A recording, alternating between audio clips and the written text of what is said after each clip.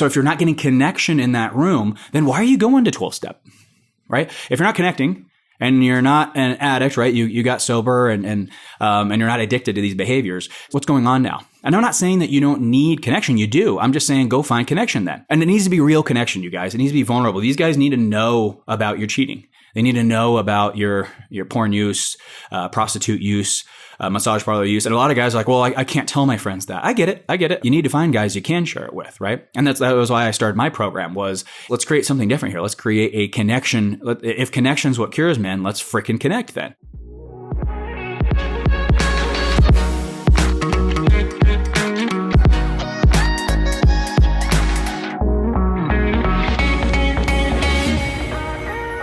So I'm recording this episode from a hotel room, and I always travel with my podcast setup because I know things like this happen and I want to be able to capture them in real time.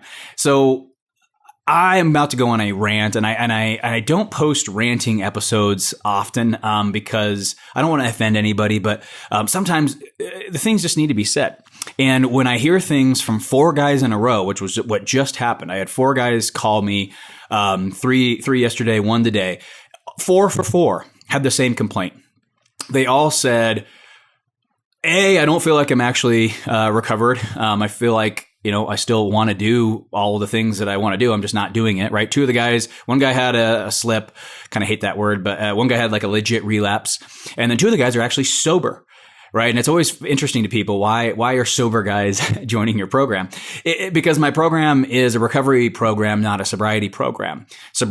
We don't collect chips. I don't count sober days. To me, all that crap's a distraction. When we're talking about compulsive sexual behaviors or just cheating in general, I think collecting chips is silly. And it's because I think most guys aren't addicts.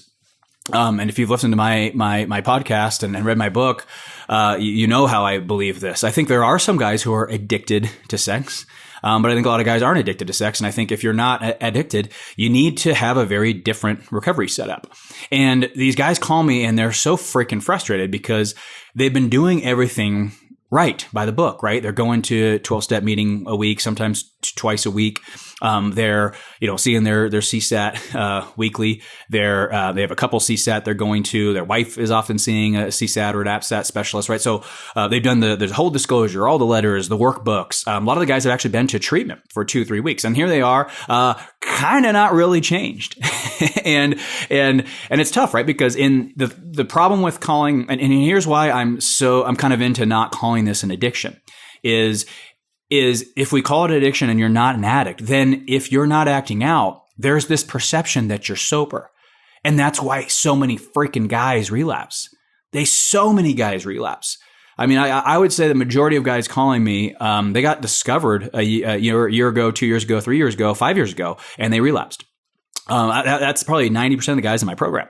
And the reason they're calling me is I have a very intense approach to this whole thing, and it actually freaking works. I have if you're a high achiever, an entrepreneur, and you're not necessarily addicted in the sense that you can go more than when you get caught you can stop. You're not an addict, right? One of the things that kind of makes me laugh a little bit is I hear you guys have probably heard this. A lot of CSATs will say getting sober is the easy part. Staying sober is the hard part. I laugh a little bit because a lot of people get mad at me for not saying that a lot of men are not addicted.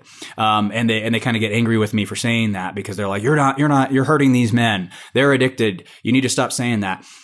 But listen to that statement though. And you guys have probably heard this. It's said in the podcast. It's said often, right? Getting sober is the easy part. Staying sober is the hard part. Go say that to a real addict. You'll offend them. Go seriously, a real sex addict, a real porn addict, somebody who's truly addicted. It was not easy for them to get sober. Go to a drug addict or an alcoholic, and you tell them that, getting sober is the easy part, staying sober is the hard part. No, it's not. If you're an addict, getting sober is the hard part. Right. And so I think that statement just validates my stance on this. I don't, by definition, if you get caught and you can stop, you're not an addict. If you were addicted, getting caught wouldn't be enough for you to stop. You would continue to act out every few days because you're addicted. And so I'm going to go on this rant today because 4 for 4, and this isn't rare. I would say most guys who call me, they're very frustrated because they're trying their hardest to recover and it's not working. And it's because I personally don't think that and I'm going to go on this freaking rant today. I'm probably going to upset a lot of people, but it needs to be said because families are on the line here. Custody of your kids is on the line here. The marriage to your soulmate is on the line here. And so this crap needs to be said. If the relapse is at 70% rate, which it is, some say it might even be higher because these guys are lying about their sobriety. That says to me, this isn't working. We need to look at this and make sure it's working. If it's working, great. Then turn this podcast off. But if it's not working, let's talk about it. And it just annoys me how PC we have to be with telling, hey, keep going to 12-step. Listen, 12-step does two things. It's an abstinence-based program. So if you are truly an addict, then 12-step could work for you because it's an abstinence-based program. So it's been proven to work for alcohol. It hasn't been proven to work for sex addiction. You guys have probably seen that. There's not a lot of relapse in those rooms, but it has been proven to work for substance addiction. So if you're an addict, a true sex or porn addict, then it actually could work for you. And the second reason you would go to 12-step would be to connect, right? To have men in your life that you can connect with, lean on, that you relate to, and form friendships with. Because we know this issue is I talk about that in other episodes. You guys have heard it, but it's driven by a lack of people to talk to about this, and then we rely on our own thoughts. And the problem is our own thoughts are influenced by wherever they're influenced, and we make bad decisions. But so if you're not getting connection in that room, then why are you going to 12-step, right? If you're not connecting, and you're not an addict, right? You got sober and you're not addicted to these behaviors. So, and you're not connecting. What's going on now? And I'm not saying that you don't need connection. You do. I'm just saying go find connection then. And it needs to be real connection, you guys. It needs to be vulnerable. These guys need to know about your cheating. They need to know about your porn use, prostitute use, massage parlor use. And a lot of guys are like, well, I can't tell my friends that. I get it. Or like, I can't tell, I have to keep this secret because of the damage it would cause my career. I get that.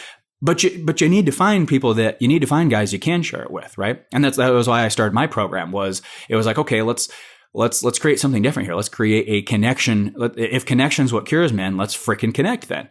What's connection look like? Coming out to freaking Sedona, Arizona and connecting, forming friendships, getting vulnerable, going deep, being introspective, talking about how we feel, right? Being honest, saying things that you wouldn't tell people, right? The embarrassing stuff you wouldn't say.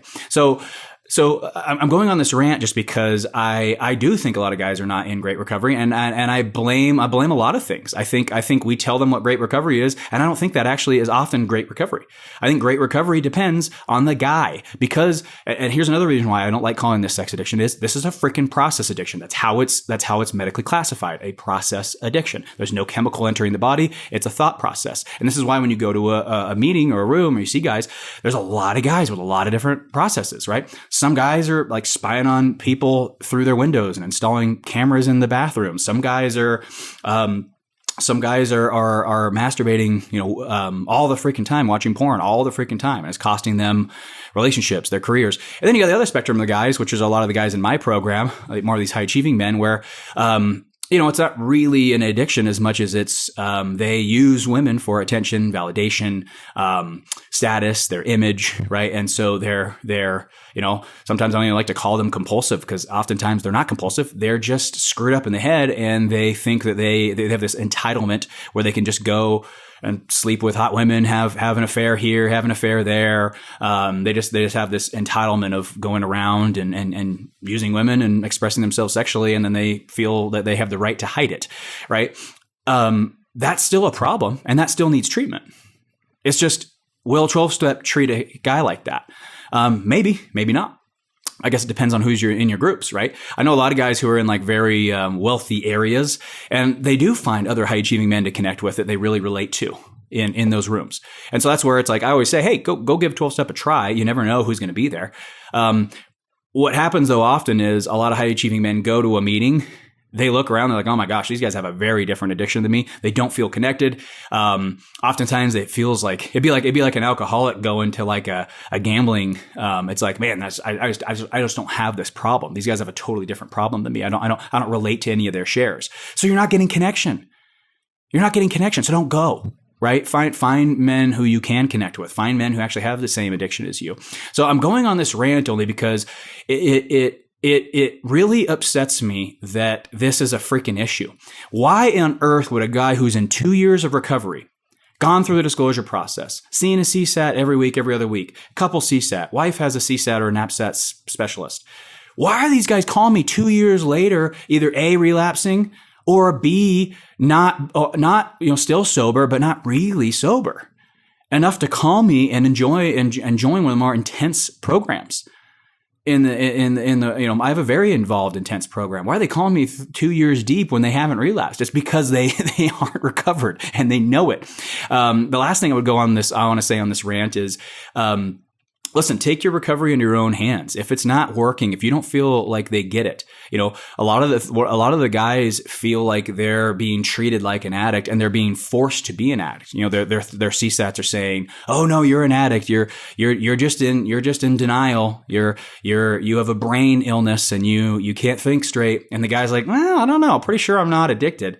A lot of evidence would suggest that I'm not. And the therapist is like, "Oh, yes, you are." And so again, if that's what's going on, find another therapist who will allow you to not be addicted, who will allow you to be compulsive or a chronic cheater or whatever it is that you want to call it. Right? To me, what a lot of these successful men have is an addiction to external validation, and they place the validation of women and other accomplished men at the top of the list, to the point where they're actually willing to do anything to get successful men and attractive women to validate them, to points where they're actually willing to compromise their morals and values to get that validation.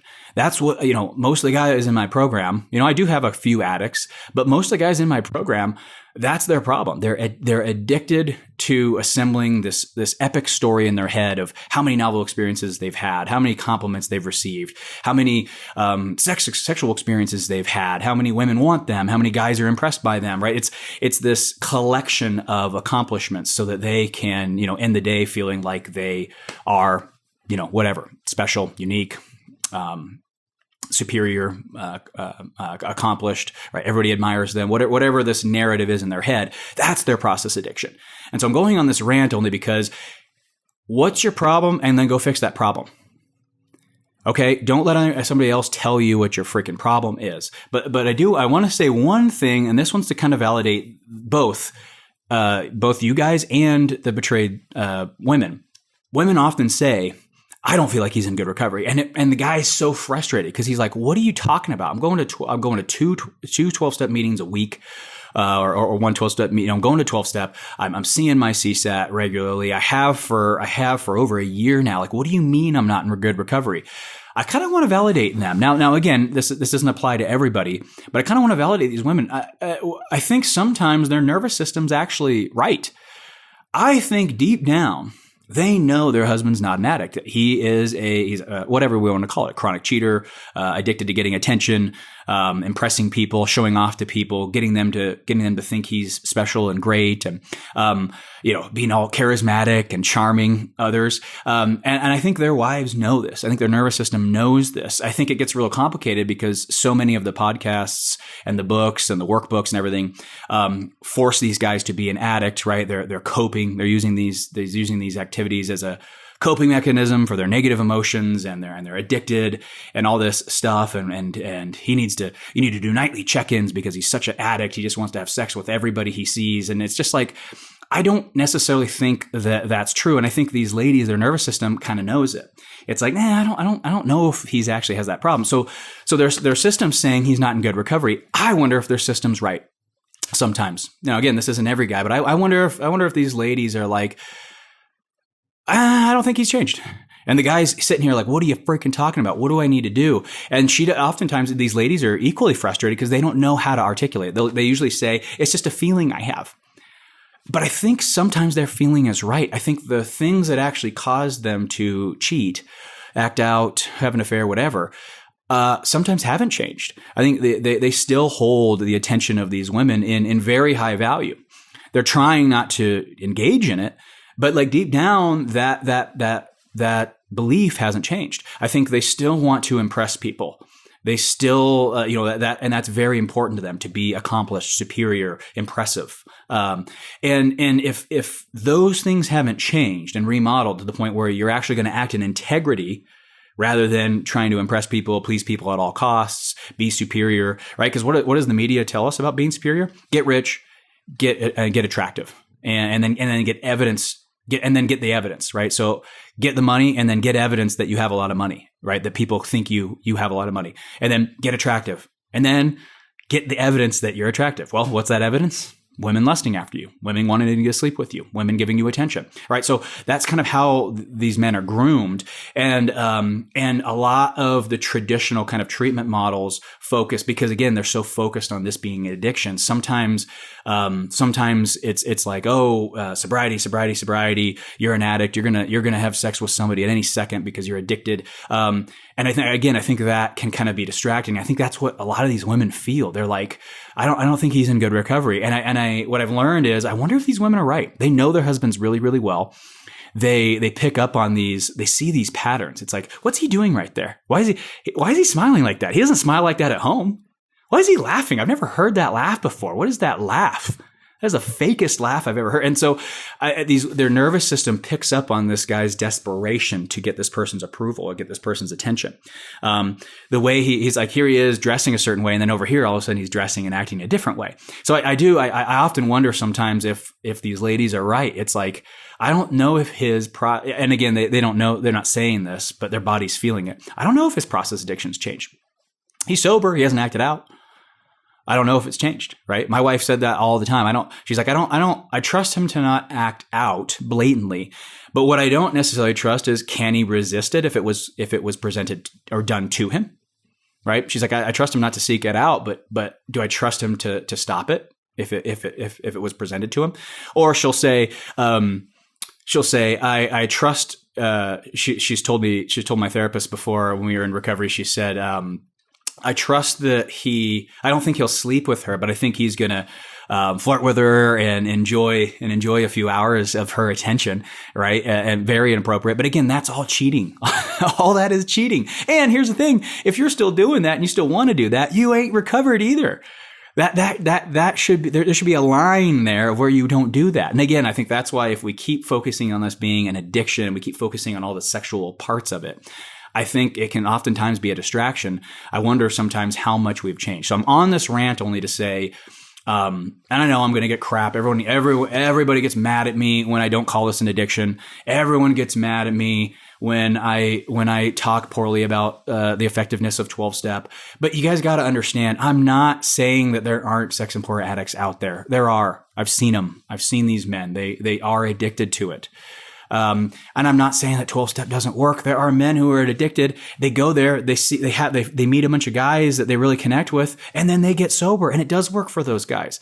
All I'm saying is there is a pretty damn big percentage that don't find it helpful, that don't connect with the guys there, that when they're being treated like addicts, they're kind of quietly quitting recovery, and they're like, all right, listen, I don't think what you're saying describes my behavior, but I'm just going to freaking go along with it because I'm tired of fighting with it. Like, fine, I'm an addict. Fine, I'm lusting through the eyes. Fine, I'm fantasizing. Fine, let's do the check-ins. Like, they quietly quit and just comply. When in all reality, it's like, listen, I am a chronic cheater. I like the attention of women. I like flirting and sleeping with attractive women. I like looking at attractive women looking at me, and I want to stop wanting all of that.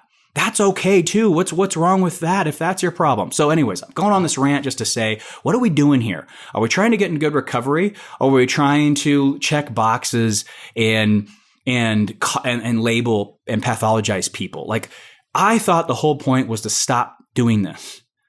I thought that was the point. And I thought the point was to get this out of your life, get back into integrity. So how about we focus on that and stop worrying about what we call it? How about we set up a checkbox system that actually delivers on the guy becoming a good man in alignment, in integrity, who's safe to parent his kids, safe to marry his wife, this trustworthy guy who has a strong moral compass. Why don't we just build a plan to get there? And again, I think we need to be open to that plan looking different from guy to guy to guy rather than forcing him to go to a meeting of guys he doesn't connect with, to have a problem he doesn't have, to do things that are actually harming his recovery rather than benefiting his recovery half the time. Pathologizing people is not good. If the guy does not have the things that you are telling him he has, that is going to backfire. That is not going to help him. We need to figure out what actually went into making these series of poor decisions and change those things. That's recovery, not checking off crappy boxes, calling this guy something and forcing him to do a bunch of things that are scientifically and just not proven to be effective for the problem this guy has. And again, this rant is supposed to be helpful. I'm not trying to disrupt anything. Time after time after time, I'm seeing marriages fall apart that I don't think should have fallen apart. I'm seeing guys lose custody over their kids, half the time that should have that deserve to be at home. These are good men. I see marriages, become divided because she's all insistent that he's not in good recovery and he's this addict and he's not doing, and now all of a sudden they're pinned against each other and it's all unnecessary. I believe that we can just come into this, honor this guy's humanity, figure out where he came from, where these decisions, and not pathologize and make this weird, not make this divided, not make this big pathologized freaking problem. Let's figure out what happened. Let's create a recovery plan for it to go away. And let's not put these guys into boxes and throw blanket treatment plans on them that may or may not even apply to them. The goal is to get them to good recovery. Let's focus on that.